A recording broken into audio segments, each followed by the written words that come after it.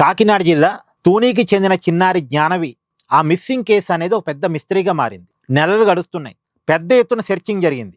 వందలాది మంది, వేలాది మంది సెర్చింగ్లో పాల్గొన్నారు. ప్రయత్నం తీవ్రంగా జరిగింది, కానీ ఫలితం మాత్రం లేదు. ఒక చిన్నపాటి క్లూను కూడా కనిపెట్టలేకపోయారు. ఇక్కడే ఏమైంది అన్నది అర్థం కావట్లేదు. అప్పట్లో ప్రచారం జరిగింది, అంటే జ్ఞానవి మిస్ అయిన రోజు ఒక కారు తిరిగింది, ఆ కారులో ఎవరైనా అమ్మాయిని కిడ్నాప్ చేసి తీసుకెళ్లారా అని. అదే కారు ఈ చిన్నారి జ్ఞానవి వాళ్ళ తాతను కూడా ఢీ కొట్టింది అనేటువంటి ప్రచారం కూడా జరిగింది. కానీ ఆ కారు అది కాదు, అది వేరే కారు. అది ఆ రోజుల్లోనే సీసీ కెమెరాలో గుర్తించారట. ఇప్పుడు పోలీసులు చెప్తున్నారు, ఈవెన్ ఆ జాహ్నవి వాళ్ళ తాత కూడా చెప్తున్నారు ఆ కారు వేరు, తర్వాత ఇతన్ని ఢీ కొట్టిన కారు వేరు. అదేదో ఆ నియర్ బై వివాహ కార్యక్రమానికి వచ్చిన కారట.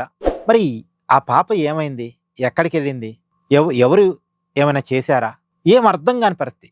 అక్కడేమో అడవి జంతువులు లేవని అటవీ శాఖ అధికారులు చెప్తున్నారు. మరి అడవి జంతువులు లేవు, ఆ అమ్మాయిని ఏమి చేయలేదు అనుకుందాం. మరి ఆ అమ్మాయి అక్కడెక్కడ పడి కింద పడి ఏమైనా అయిందా అంటే ఆ అమ్మాయి బాడీ ఎక్కడా కనపడలేదు. ఆ అమ్మాయి బాడీ ఎక్కడా కనపడలేదు. మరి ఏమైంది, ఎవరైనా తీసుకెళ్లారా అంటే ఆధారం లేదు. అడవి మొత్తాన్ని డ్రోన్ కెమెరాలు పెట్టి మరీ గాలించారు, లాభం లేదు. కుక్క పోస్ట్ మార్టం రిపోర్ట్ తెప్పించారు, క్లూ దొరకలేదు. అంటే ఆ పాపతో వెళ్ళిన కుక్క మళ్ళీ తిరిగి వచ్చిన తర్వాత చనిపోయింది. ఆ కుక్క మీద ఏమైనా విషప్రయోగం జరిగిందా, ఎవరైనా ఆ కుక్కని కొట్టారా, ఇలా రకరకాల అనుమానాలతో ఆ కుక్కకి పోస్ట్ మార్టం చేయించారు, ల్యాబ్కు పంపించి ఫోరెన్సిక్ టెస్టింగ్ చేయించారు. కానీ ఎక్కడ ఎలాంటి ఆధారం లభించలేదు. ఎన్ని రకాల ప్రయత్నాలు చేసినా చిన్నపాటి క్లూ కూడా దొరకలేదు. ఇప్పుడు రీసెంట్గా అక్కడ పోలీసులు ప్రెస్ మీట్ పెట్టి ఎవరైనా ఒకవేళ కిడ్నాప్ చేసి ఉంటే దయచేసి తీసుకొచ్చి అప్పచెప్పండి, మీ మీద ఎలాంటి కేసులు పెట్టం అని స్టేట్మెంట్ ఇచ్చారు.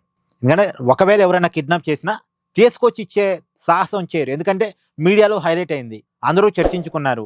ఇప్పుడు ఆ కిడ్నాపర్లు బయటకు వచ్చారు అంటే వాళ్ళ మీద పెద్ద ఎత్తున కేసులు నమోదవుతాయి, వాళ్ళని సమాజం కూడా ఊరుకోదు. కాబట్టి ఎవరు కూడా సాహసం చేసి కిడ్నాప్ చేసిన వాళ్ళు తిరిగి తీసుకొచ్చి పాపనివ్వరు. ఈవెన్ ఫోన్ చేసి ఒక డబ్బుల కోసం కిడ్నాప్ చేసినా సరే వాళ్ళు ఇప్పటికి ఫోన్ చేసి డబ్బులు అడిగే సాహసం కూడా ఎవరు చేయలేరు. ఎందుకంటే ఇంత పెద్ద ఎత్తున సెర్చింగ్ జరుగుతున్న తర్వాత, ఇంత పెద్ద ఎత్తున పోలీసులు మోహరించిన తర్వాత ఫోన్ చేసి డబ్బులు అడిగే సాహసం కూడా ఎవరు చేయరు. అందులో డబ్బులు అడగటానికి కూడా ఆ జాహ్నవి వాళ్ళ కుటుంబం వాచ్మెన్ కుటుంబం వాళ్ళది. జాహ్నవి వాళ్ళ ఆ చిన్నారి తండ్రి వాచ్మెన్ ఉద్యోగం వాళ్ళది. వాళ్ళ దగ్గర ఏం డబ్బులు ఉంటాయి? సో డబ్బులు డిమాండ్ చేసే అవకాశం లేదు, ఆ పరిస్థితి లేదు. ఒకవేళ పోలీసు మోహరింపు ఉంది కాబట్టి అసలు ఆ సాహసం కూడా ఎవడు చేయడు. కాబట్టి ఇప్పుడు పోలీసులు ఓపెన్ స్టేట్మెంట్ ఇచ్చారు, ఎవరైనా కిడ్నాప్ చేసి ఉంటే పాపను తీసుకొచ్చి ఇవ్వండి, మీ మీద ఎలాంటి కేసులు మేము పెట్టాం అని కూడా చెప్పారు.